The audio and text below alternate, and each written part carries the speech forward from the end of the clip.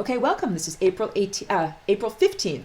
And this recording is all about the topic of cancer, the disease itself. And I'm going to relate that to a lot of galactic history. So if you're tuning in for the first time, like I know, first of all, this is week 14 of a 20-week course. I might be using some concepts and vocabulary that is new to you. You're also welcome to delve into the backstory of what brought us here to week 14. But the idea and some of the ideas that I'm going to be giving forth are about galactic history, come from level 1, lesson 18, which is the idea that there was a time on Earth's surface when the humans who lived were sophisticated, connected as a worldwide culture, connected as a galactic culture, meaning that the individuals who lived on Earth's surface were telepathic and were able to not only talk to everyone else on Earth's surface, but also to beings in far distant star systems, far distant planets, and even far distant dimensions. And that about 10 or 20,000 years ago, there was a sudden fall or reduction of consciousness. This is mythologized as the fall in the Garden of Eden, the fall of consciousness, and the expulsion from Edenic existence. In human history, there is an amnesia of what happened, but it led to a global collapse, a catastrophic social collapse. And that, from that moment forward, is where Earth's surface humans really count their history. They say, we started, from that moment of collapse, and don't recall or remember what caused the collapse or what happened before it. Mike has a question. Humans volunteered for the fall, or was it focused on us? Well, this is a very good question. All right. So in the past, I have been erroneous when I have described Earth as being quarantined. This is big refinement of my own understanding, and it just literally happened last night when I was in meditation. I got a lot of new insight. So in the past, I have described like Earth has been quarantined or held apart from the rest of the cosmos and the rest of galactic society, ostensibly because the human operating system, Earth's and humans' minds, became infected with this disease of fear and negativity. These invaders brought this disease, all right? And the idea was that, everyone outside of us in the cosmos is pristine. That the cosmos is filled with all of these beautiful, benevolent light beings who have never done anything wrong, and that it's just Earth's humans that aren't worthy and that have to be quarantined away. I learned last night that this is totally false and erroneous, and that this is blame the victim nonsense and, poppycock BS. In much the same way, if there's a rape or something like that in the current Earth society, oftentimes there is victim blaming and victim shaming. Where you say, she deserved it, look at what she was wearing, she deserved it, she was walking on a street late at night, she deserved it. And also things like when you do victim shaming, you say, like they have to be diminished because of it, like their reputation should be ruined, or the rape victim shouldn't be able to show their face in public. This type of concept, this type of mentality, this is what is going on with Earth. Earth is and was a beautiful, innocent person who was brutalized by invaders. Earth does not deserve to be shuttered away or literally imprisoned and cut off from connection with the rest of the cosmos because of it. And that is literally what happened. So it's actually two insults that happened. First was the invasion of consciousness that came to Earth and degraded the human genetic code and structure. These invaders literally caused disease by coming to the beings that lived on Earth, and the invaders were consciousness invaders, not physical invaders. So if you're tuning in and watching this video conference for the first time, and you're not familiar with all the rest of the backstory and what I've taught in other lessons, this is the bad news. Earth has already been invaded. And cancer is one of the evidences of that invasion. I gotta drink a little something here. So first of all, last night in meditation, I understood deeply that the crab nebulins. So in the recorded lessons, you will understand, I talk all about this, the where cancer comes from. Cancer is an entity. So the physical disease as it is expressed on Earth's surface in human or animal, expression is the disease cancer. But there is an actual non-physical, non-corporeal entity that is cancer that is the cause of the physical eruption or the physical manifestation. So and if you, watch the recorded video about cancer. I lay it all out, that it is a program. So the program is mental, the program is social, the program is energetic, the program is chemical. When I say it's a mental program, this is like when you go to the doctor and the doctor takes your family history and says, so is there any history of heart disease, any history of cancer, any history of this? There's a subtle implication. If mommy or daddy had it, you will have it too. And all of this goes into the erroneous belief system programming that you are a victim of your genes, or genetic fatalism, the idea that if something is written into your genes, you are therefore destined to experience it and manifest it. However, this is erroneous. It has been shown by science that identical twins do not produce identical diseases. Identical twins are one fertilized zygote that has split into two individuated humans that have the same genes.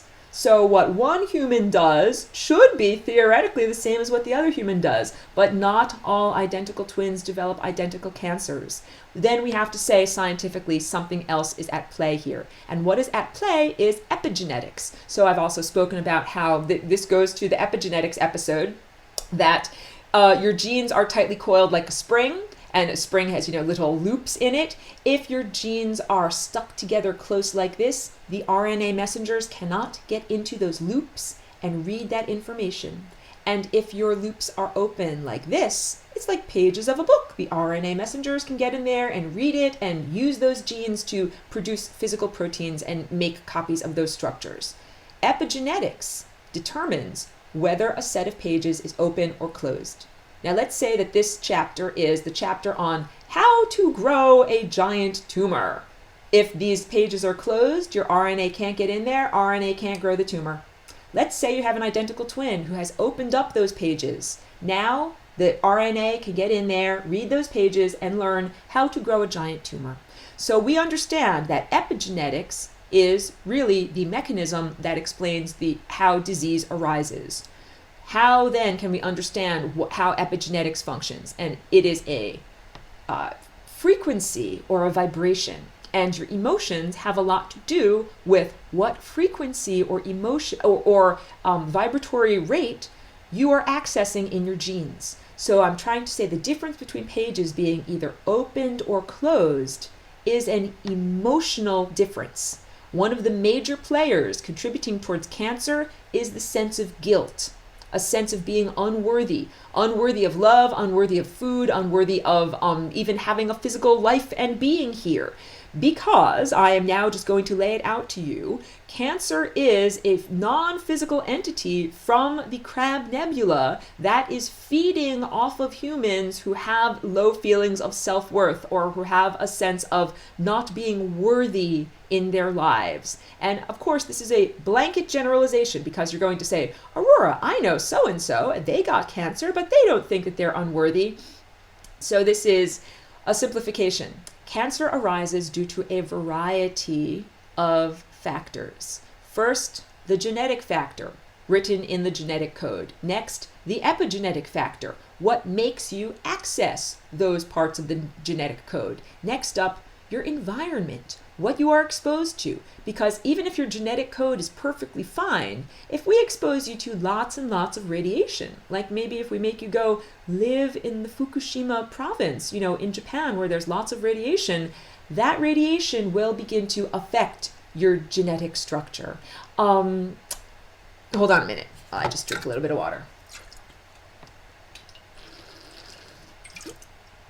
So I also learned about the events that led to the disturbance in the galaxy in the Crab Nebula. So let me just draw a little galaxy up here so I have something to point to and refer to. That dot is the supermassive black hole at the center of our galaxy. And here are the spiraling, stars, the arms of the Milky Way filled with many, many stars. You can't really see it, but I have drawn, this is our Milky Way galaxy over here. And if we are, here I'm going to draw like a giant blue dot over here, that's us over there, and I'm drawing a giant reddish kind of dot over in another zone, and that's the Crab Nebula.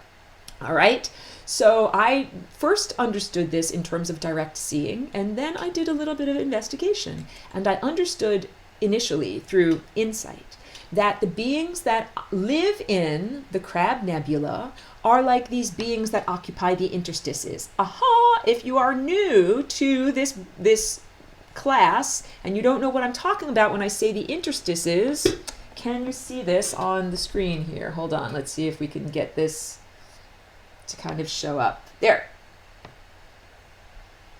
Back here, this, what I'm trying to draw right back here, but it's not showing up on the screen very well. The interstices, I'm making a super exaggerated black outline of them, are the edges of the time vortex. The interstices are a membrane between worlds. It's the membrane of death. It's a flowing membrane that separates energy that is in here from energy that is out here.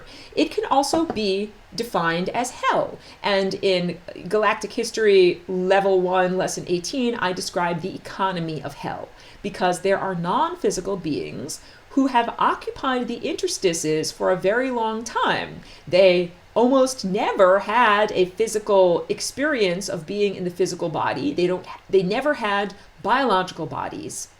And tragically, when they died, they didn't have a wormhole to get out of to return to source. So they have been stuck in these interstices for a long time, feeding off of the lower vibrational negative expressions of the beings that actually exist within the time vortex that are biological and are alive.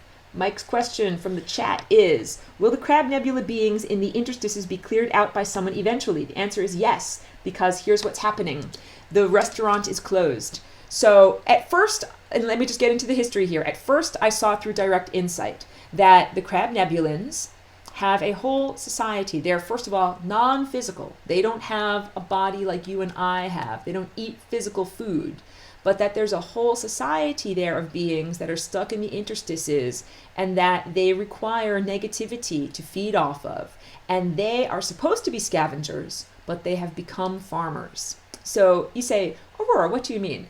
All of these personality characteristics exist in the galaxy for a purpose. Just like dung beetles exist in the environment for a purpose.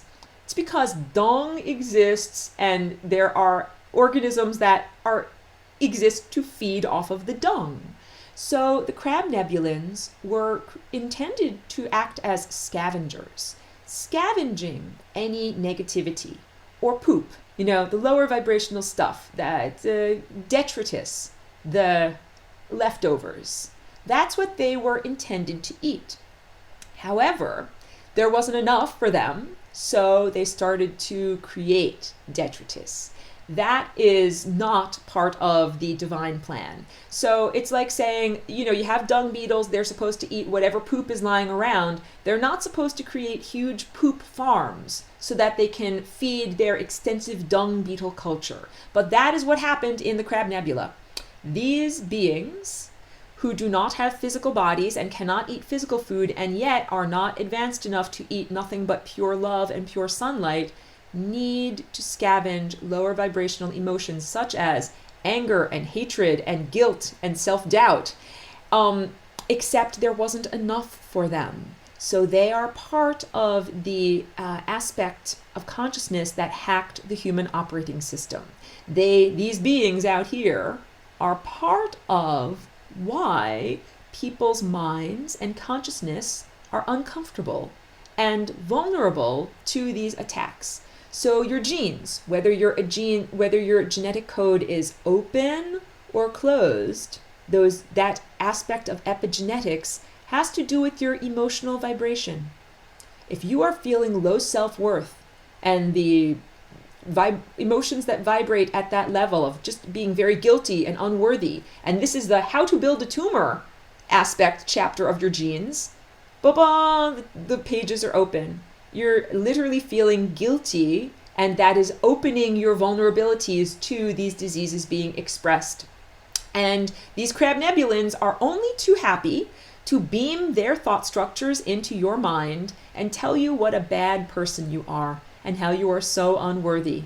And when you hear those thoughts or sense those thoughts entering into you, it is literally causing a change in the vibration of your genes that begins the process of disease. So cancer arises from a set of characteristics: how you're feeling, being attacked by these negative thought entities, and also what you're exposed to in the environment. Because if you are exposed to a lot of radiation and a lot of chemicals, those create openings or vulnerabilities through which these non-physical beings can act. So the whole idea is cancer is not just some mutant cells that have gone awry. Cancer is a program.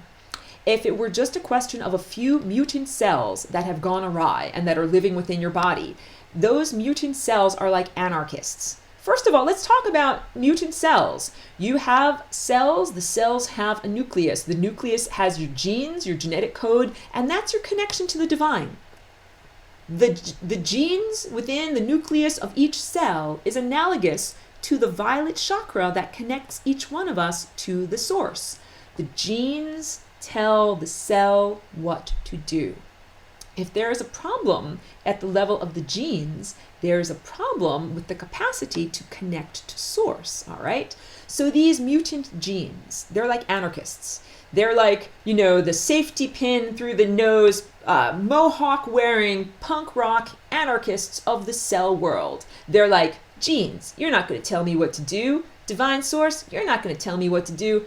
I'm going to do what I want to do. And if you just had some cells doing that in your body, that would not be cancer. That would just be a few random cells being anarchists on their own. Cancer is when you get together a group of cells that say, I'm not going to listen to the divine orders. I'm not going to do what's good for the overarching health of this body. I'm going to do what's good for us, the tumor. So it's like getting all of those punk rock anarchists to work together and have a squatters camp or something like that, where it's like, we're all working together in order to make this happen. So that shows that there is a concerted intelligence behind cancer. It is not just individuated cells that happen to go off on their own and create their own structure. It is an intelligent anti-life disease. All right. So, from direct insight, I understood that the crab nebulins, their whole society is based on hatred.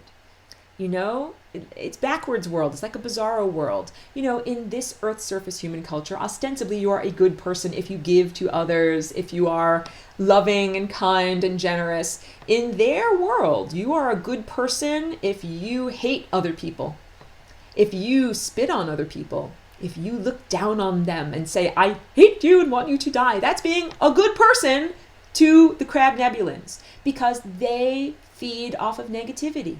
So according to their value system, creating negativity is a good thing. Ooh, good job. You really created a lot of negativity for us to feed off of, that's how they feel. So those crab nebulins support the social practices on Earth that cause cancer. Chemical companies, radiation, the mental programming, like all of these stupid run for the cure, pink ribbons on everything, that's ridiculously. It is mental programming. It essentially it programs you for the disease and then sells you the cure. And we'll get into what the cure actually is, and that will probably be part of the part 2 recording of this, because the cure is cannabis, what has specifically been outlawed, demonized, and made inaccessible for about the past 100 years. So, the crab nebulins have been around for a very long time. After I learned about them, I did some research about the crab nebula, and I found out that there's nebulas in different directions. There's nebulas coming and nebulas going. So before a star is born, there's a nebula, a collection of gas and dust that is not formed into anything. And for a star to form, the gas and dust collects together and creates a star. And then the star has a life, it has a life, it has a life. And there is the possibility at the end of a star's life that it will do what's called supernova, which is where it collapses in on itself and then explodes outward. And this is part of the sharing of vital, like fertile energy throughout the cosmos. When a star dies and collapses in and then explodes outward, it sends off all of these heavy elements. It sends out energy. It sends out waves, like a song or like a note. It sends out waves. It's very, very important. It's very significant. And then that creates a nebula. So the Crab Nebula is that type of nebula, not a nebula that's about to coalesce into a star and be born, but a nebula of a star that has already died. And it is my understanding that the events that caused that star to die were part of negative personality characteristics that are out of balance in the cosmos. You know, kind of like what we're experiencing in terms of galactic history, beings that are not in balance fighting against each other. This is not the way it's supposed to be in the world of ascended mastery. In the world of ascended mastery, if everyone has exited the wormhole, that means everybody has mitigated their violent tendencies. Everybody has mitigated their unconditionally loving tendencies. The world of the ascended masters is not a world where you have to worry about violence or anybody stealing your purse. All right? If you go to a party run by the ascended masters, you don't have to worry about anyone harming you or raping you or stealing from you. That's not that world. Those characteristics have been refined out of that level of the experience. All right? Well, it is clear to me that the Crab Nebulans have not refined themselves to that level. So this goes back to the whole idea of blame the victim. Earth was invaded by negative, lower vibrational service to self thought entities. Earth then and Earth's inhabitants would emanate from their imagination these lower vibrational service to self thoughts. And that's the idea, quote unquote, behind the quarantine, keeping Earth from connecting to the rest of the cosmos. But what I have just established here is the understanding that what happened in the Crab Nebula happened millions of years ago. It's like a disaster like Hiroshima or Nagasaki. When those two cities were destroyed, they were exploded instantaneously, and a lot of those people were incinerated, like in the middle of their daily activities. There's a whole society that lives on the astral realm or in the interstices that is of those beings that didn't get a chance to ascend, and they were cut short in their existence. That is what happened with the supernova. A lot of these Crab Nebulans, they were instantaneously incinerated, and they didn't go back to source, and they didn't go through the wormhole, and they've been occupying the interstices the whole time as these hungry ghosts, beings who cannot eat pure love, beings who don't have a physical body to eat physical food. So they have turned from scavengers into farmers. And the point is, this happened millions of years ago.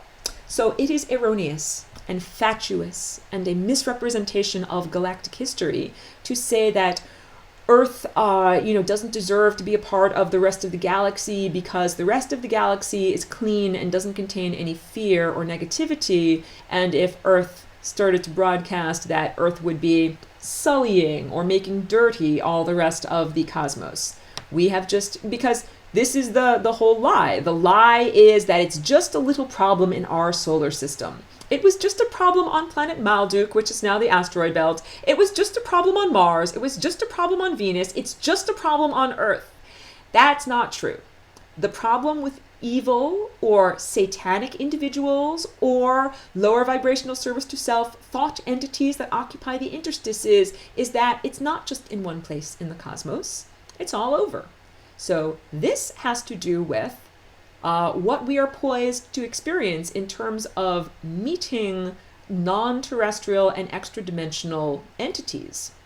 Humanity has been cloaked or quarantined or prevented from connecting with those extra-dimensional entities, but it has all been a lie. It has all been abuse. It has not been to keep the rest of the world safe from your emanations at all. It meant that Earth has been imprisoned by Earth's rapists, the beings that invaded Earth's consciousness and reduced the human genetic code, also have controlled what energy can get to Earth and what energy can get off of Earth. and that makes it a prison. This is not a quarantine at all. It's not like, oh, you're sick and you have to be kept away from others so you don't infect others. No, the Crab Nebula shows us that the rest of the galaxy is already infected. This just means that the prison keeps Earth's surface humans from connecting to the people who can heal you. The extraterrestrial and extra-dimensional entities who are beings of pure love and who are actually very helpful and who are made of light and plasma, those are the beings that are being kept out by this shield. So hold on one moment while I pause what's in the background and save this level 2 lesson.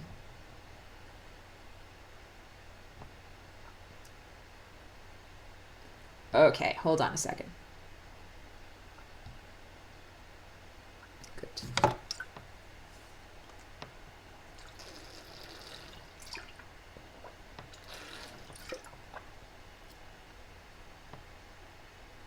Let me just bring up a photo and drink a little bit of water while I keep going here.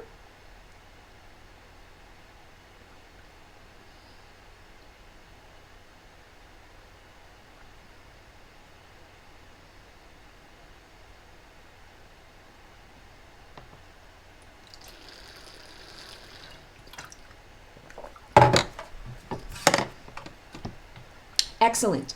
Let's talk about part 2. The cure or the treatment for cancer. And let me also redraw a little galaxy out here. And I'll make it super exaggerated so that you can see what I'm talking about. Here's the arms of the galaxy. So we have spoken about the negative interaction of the Crab Nebulans who occupy the Crab Nebula out here on this arm of the galaxy. And they have literally been feeding off of Earth's surface humans for a very long time.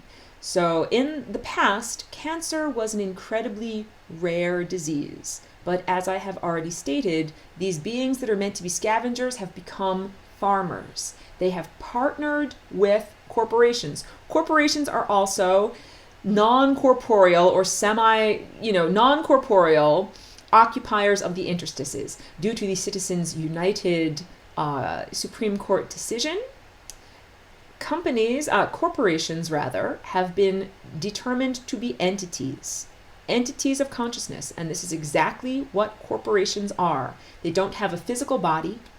They can't eat physical food.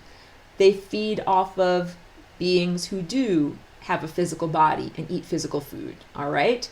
So corporations create chemicals. Ordinary humans don't create chemicals. You know something? If Mike or Lucy mixed up in their bathtub a vat of chemicals and put it into bottles and sold it to be sprayed onto crops, they would be arrested. You know, if they made a bunch of poisonous arsenic or whatever and then put it into bottles and said, here, spray this on your food crops, they would be arrested for criminal behavior. However, corporations are allowed to do these things. And the reason for that is because humans aren't in control of what is happening on Earth's surface. Crab Nebulans and lower vibrational service to self-thought entities are in control largely of the events that have happened on Earth's surface, or let's say in setting up the social structure. So and knowledge is power because you are claiming your power as you understand this knowledge. But sticking your head in the sand or denial is like giving away your power. So first of all, you have to understand corporations and the invention of chemicals. This is about how you have been farmed for cancer. Corporations have created a chemical soup that humanity is now submerged within. And corporations have also created genetically modified organisms and degraded the food supply. And the last final thing, and what we're really talking about here, is cannabis.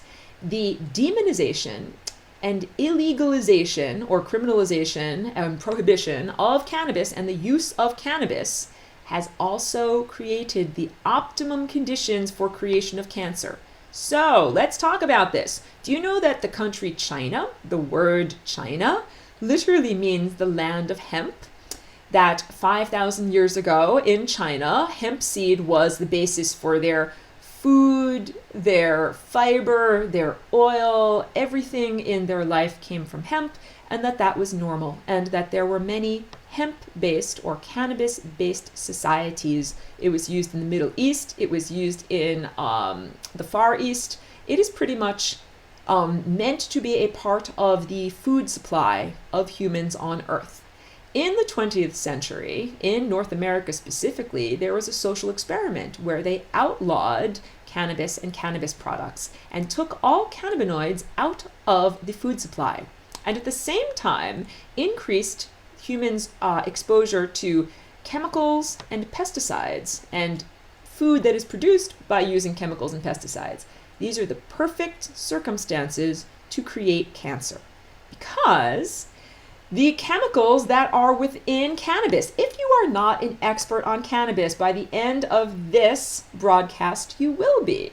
Cannabis contains several different chemicals, one of which is THC, and one of which is CBD, although it contains a range of many cannabinoids or many chemicals. And not all of them are psychoactive or having a mental effect on your mental perception. Many of them are not psychoactive. And when they are in their acidic format, and their acidic format would be expressed as THCA or CBDA.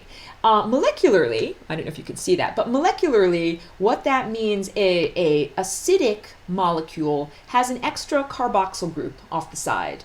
And that means that that molecule cannot cross the blood-brain barrier and cannot enter into your brain and affect your mental perception. But it can circulate through the blood system and reach every other organ. THC and CBD have anti-cancer properties. Let me move this aside. Hold on a second.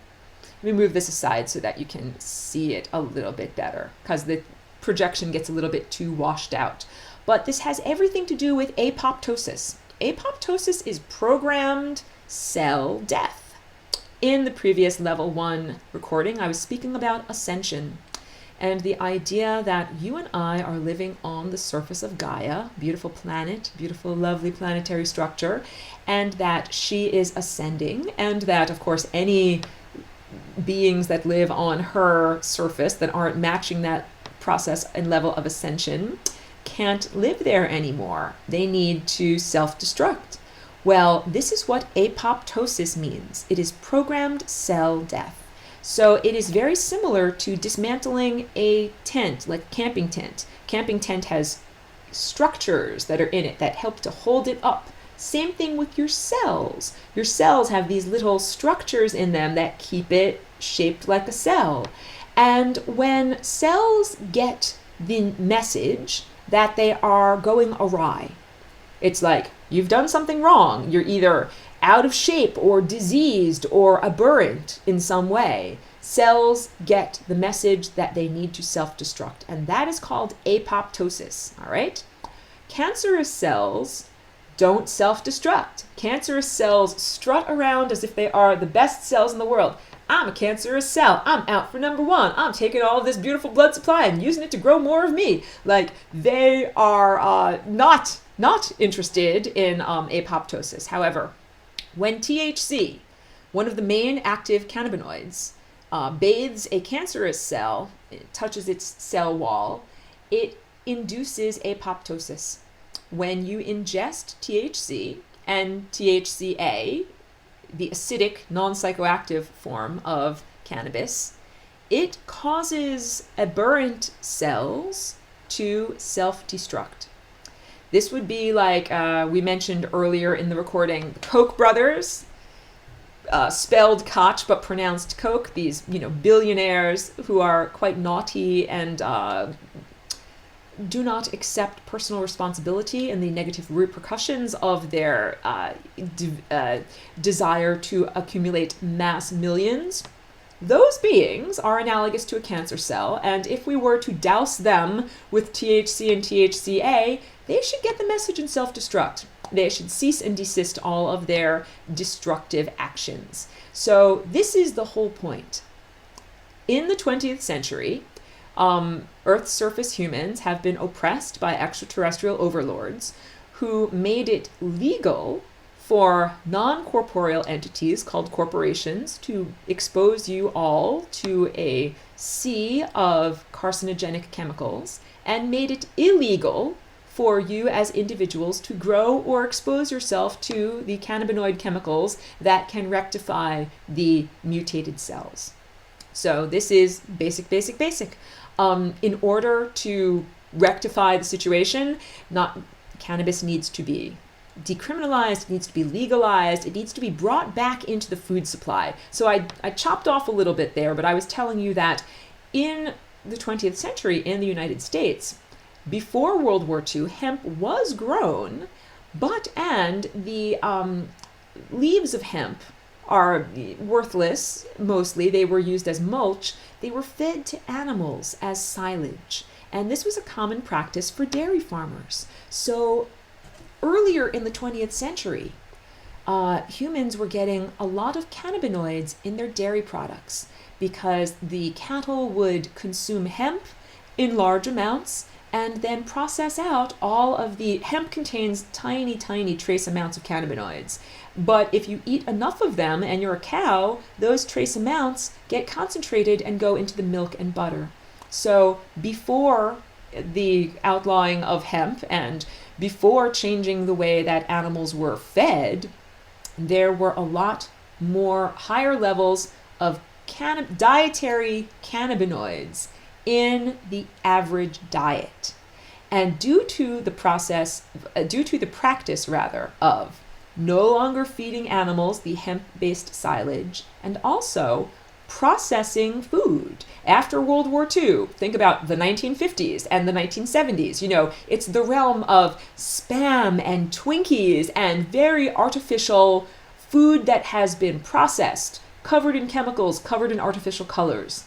That, combined with taking cannabis and cannabinoids out of the food supply and actively making it illegal for humans to ingest cannabis as a medicine, pretty much made Earth's surface a restaurant for these crabnebulans.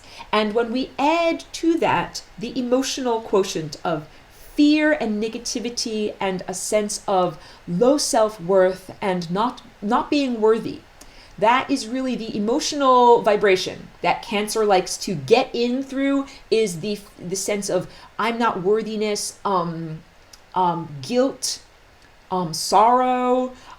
These are the ways that cancer reaches in and literally feeds off of humans. Question from Lucy. If someone has the THC daily, how can they still be full of rage? Does it only work on the physical level and doesn't clear on other levels? Okay, this is a really good question. So people's emotional levels and THC. Just consuming cannabis does not instantaneously make a person happy, peaceful, enlightened, and ready for ascension. Far from it. Cannabis is a tool, and it is all about how you use it when you ingest it. So literally, when you ingest cannabis, you get energy. Energy is neutral. It's like getting money in your bank account, and you can choose how you spend that energy. So if a person is really self-destructive and they want to engage in negativity, they can ingest cannabis and then use all of that energy to think about things that they don't like. Like, I really hate so-and-so. I shake the finger of blame at you. You are bad and naughty and wrong in every way. Like, I don't do that, because when I ingest cannabis, I want to think about things that I want to think about. Like, I want to put my energy into what I wish to manifest. So when I ingest cannabis, I make music or make artwork or listen to something inspiring, some recorded video that is inspiring, or meditate. But whatever it is, I am thinking in the garden of my mind the thoughts that I wish to grow.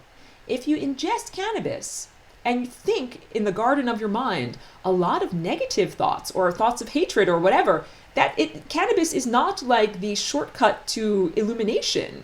You still have to learn to cultivate your unconditional love. You still have to learn to not delve into negativity, blame, the lower vibration emotions, but to raise it, to raise your emotional vibration to the level of acceptance. And when I say unconditional love, I'm talking about the universal emotional tone of being open-hearted, non-judgmental, accepting. It's like saying, I see all of this, I perceive with my eyes, and I don't judge it. I accept it. This is just what I see and accept, which is very different than if I see things and I say, bad, wrong, shouldn't exist, ugly, not right. That's all judgment. So I would say that even, there are many people on the surface of Earth who are ingesting cannabis, but they're not doing it towards their upliftment or anybody's upliftment. They're pretty much just adding more energy to their negativity cycle.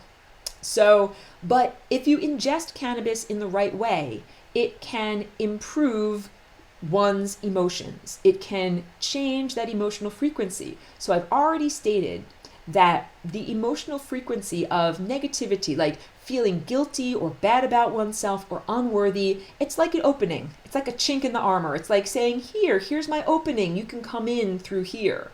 It's like saying, I feel really bad about this aspect of myself, so be sure to criticize that aspect of me. You're like, you're giving it over to the other side. And so the way that we heal this is by saying, I love myself. So let's get in. I have about 15 more minutes left on this recording, and I will open the floor to questions about cancer.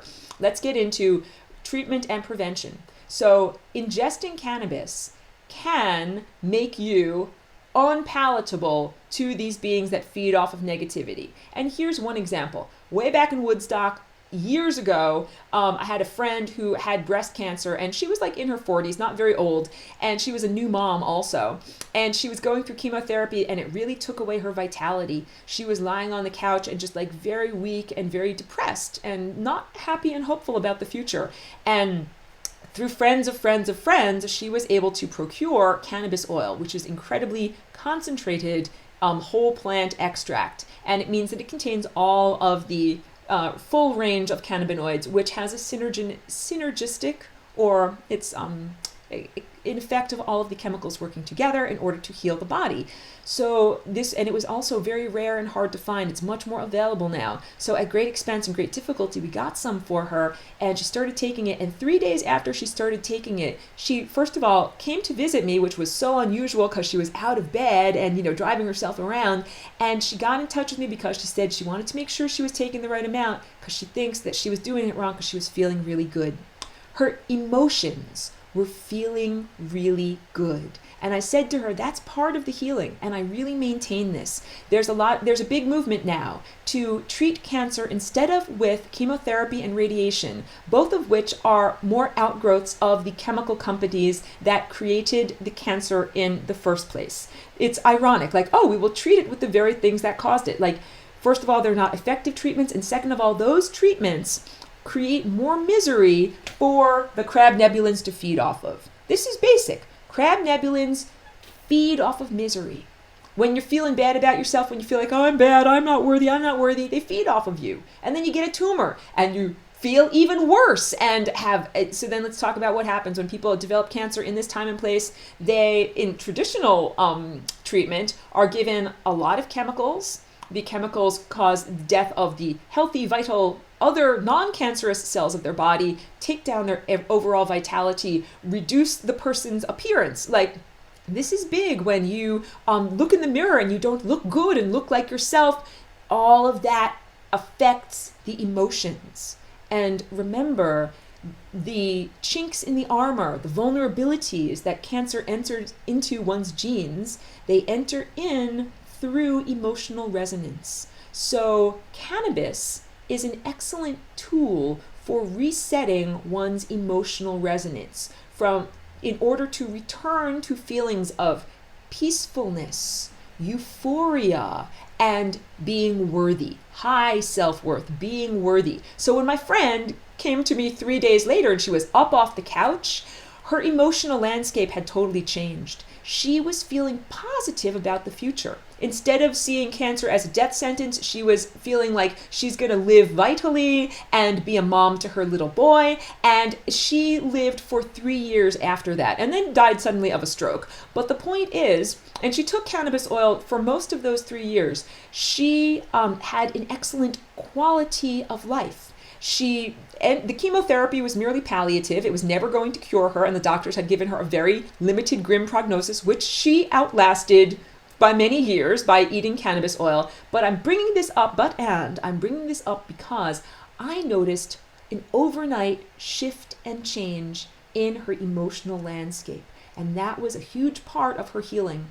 She went from being so depressed, not hopeful about the future, really feeling like she was at death's door because she could not imagine a timeline that got better, that improved things. And when she started to take cannabis oil, her imagination started to work again. And she could imagine a life where she's taking care of her little kid and her life is good and she has a good marriage. And so that fueled her imagination, and that in and of itself is healing. I have spoken in this class before about how your pineal gland, your brow or indigo chakra, is the emanator of your imagination. And your imagination, far from being what society describes it as, like, that's just your imagination, a totally non-valuable, worthless, non-valid emanation of your mind. That is not what your imagination is. Pardon me, your imagination is the most valuable, most powerful part of yourself. It is what reality emanates from. And cannabis absolutely can have a positive effect on your imagination, on your capacity to imagine and to imagine things that you wish to experience. So when people begin to ingest these high levels of cannabis oil, it causes an inner transformation. And that inner transformation is analogous to what the initiates of the ancient mystery schools experienced. In this time and place, Earth's surface human culture, people are not trained as to what to expect upon death.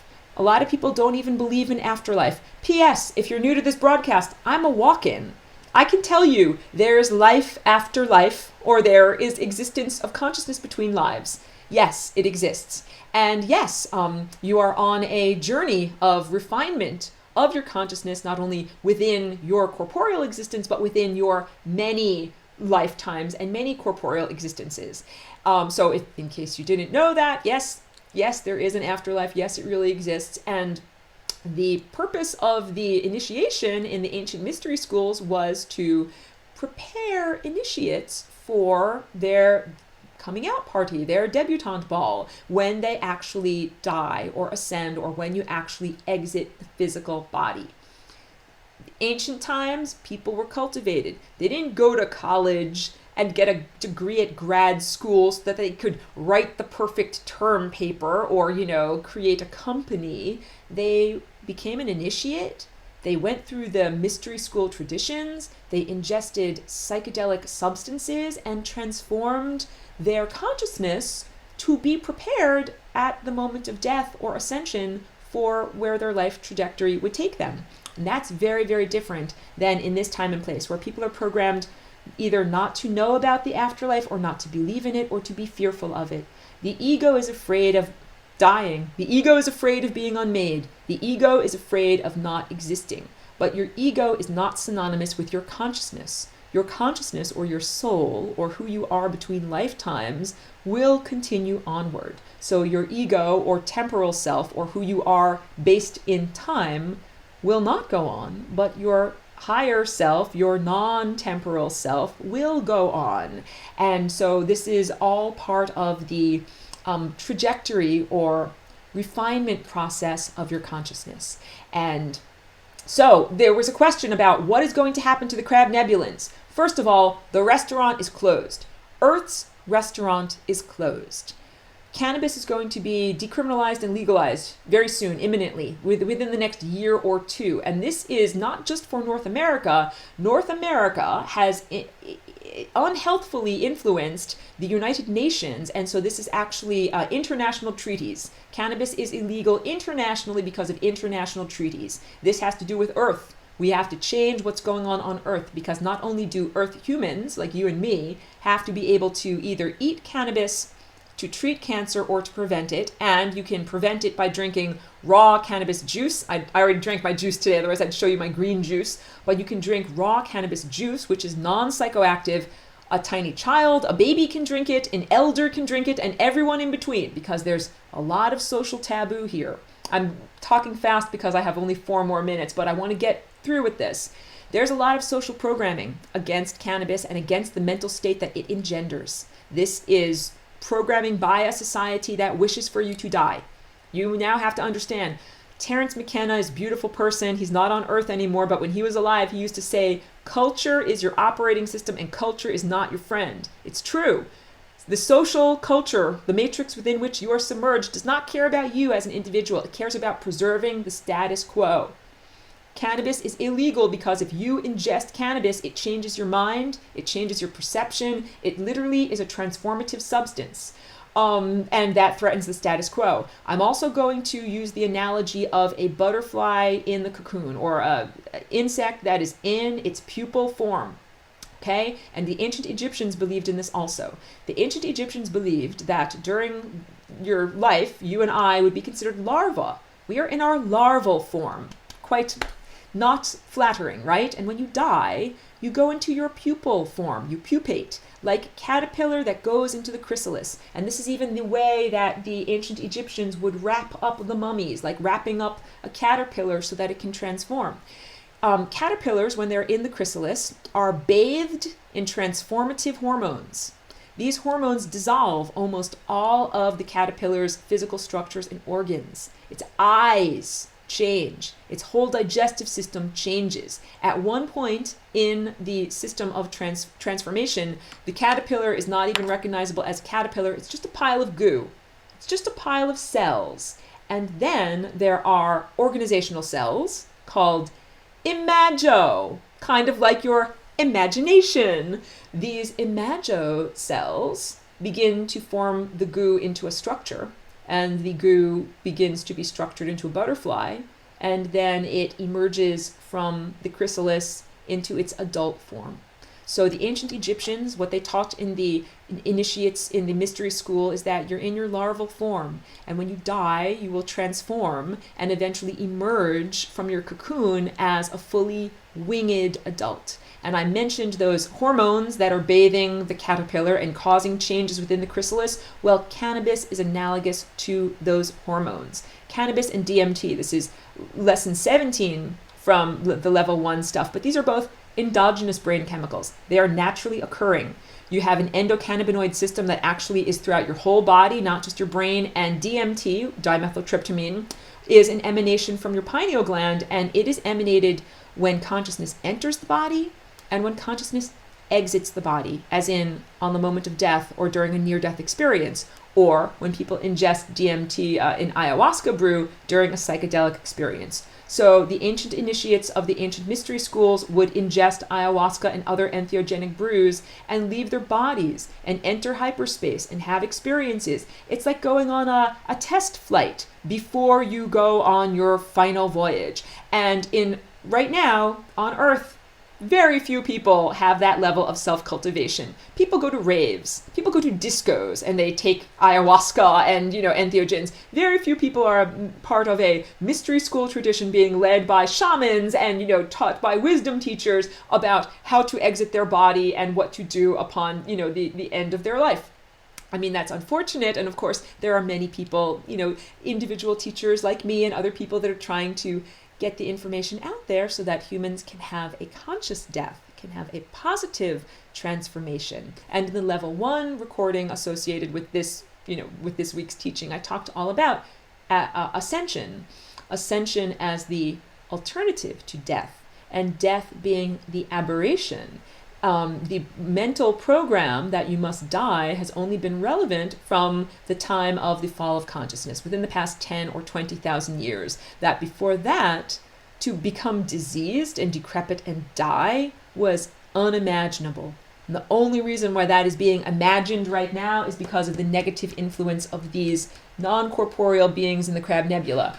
Earth's restaurant is closed. So we are now legalizing, decriminalizing, and making it available to have as much cannabis oil as people need. People need to bathe themselves in cannabis oil, both internally and externally, and make themselves no longer chompable by crab nebulins. You need to make yourself invulnerable to these cancerous invaders, because at this point it's beyond a mental and emotional program. It's in the environment. Due to Fukushima and the radiation in Fukushima, that is in the food supply, and genetically modified organisms are also in the food supply. It is very difficult to eat clean and not be affected by them. So one of the most important things to do is to ingest cannabis proactively. And So cannabis is also a consciousness transforming substance. So now a lot of people are recognizing cancer is beyond epidemic proportions, and many people, through their need for cannabis to treat it, they're passing laws that are about compassion. So even the most rabid opponents of cannabis are now seeing that they have to be compassionate to allow it to be used as a medicine in order for Earth's surface humans not to die. And this will have to happen. We will have to have worldwide legalization because we need to not only grow cannabis to drink it and eat it for ourselves, but for the health of the planet. That Dr. Emoto did very good work on this. This is, I'm just saving my work back there. Dr. Emoto did very good work on this, how plants can not only change like the soil structure. Cannabis is very good at mitigating radiation. The roots reach down, suck up radiation, and it goes up into the leaves. Of course, you don't want to eat that cannabis, but you can safely take that cannabis away to somewhere else and, use it to clean areas that have been harmed by radiation. Sorry, I'm just collecting my thoughts here. Mitigating the radiation by sucking it out of the soil is only one part of it, because plants emanate. Plants have an emanation. Their leaves are singing, making a note. It has been measured that plants do create a frequency that is measured at 528 hertz, and this is the frequency of photosynthesis. So when green plants are shining in the sun, like I'm looking at my window, it's a beautiful sunny day and there's a beautiful green field down there, and you can see this very bright, it's a color green like this, very bright shining color. That color is a plant singing at 528 hertz. It is literally making love with the divine solar entity and creating this beneficial vibration. And cannabis creates a very beneficial vibration. When I had lived on the East Coast, but I had never visited a cannabis garden because everything is illegal on the East Coast, this is years ago, I visited California for the harvest, and for the first time I went to a cannabis garden. And I was surrounded by these beautiful, magnificent, bushy, healthy cannabis plants. And just being in that garden, I felt such a sense of peace. Very similar to when I go and visit the redwoods, these giant, majestic, beautiful, ancient trees. And you go and sit in them, and it's just like your mind feels relaxed. Your body feels peaceful. That is the feeling of a cannabis garden. And many gardens have this feeling, but I specifically feel it around those plants. And that's before you even eat or smoke or ingest or topically apply the plant. I'm trying to say that cannabis, the plant, embodies the vibration of peace. And we need a lot more peace on the planet right now as part of planetary transformation. So as individuals, we need to ingest cannabis and cultivate our peace.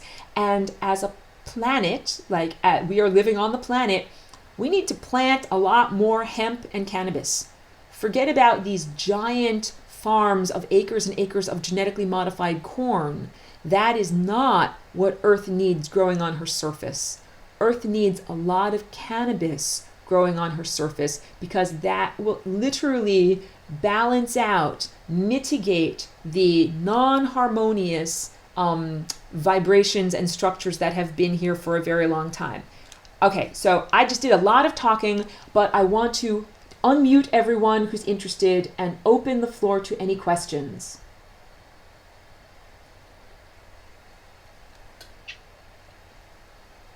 Questions or comments or anything that I can clarify about the source of cancer, where it comes from, why is it here, what can we do to fix it? Because I'm also big about solutions, like what is going wrong and what can we do in order to fix it. So questions, comments, or anything that I can add to this. Okay, if not, I'm going to stop the record because it's a long thing to upload to YouTube.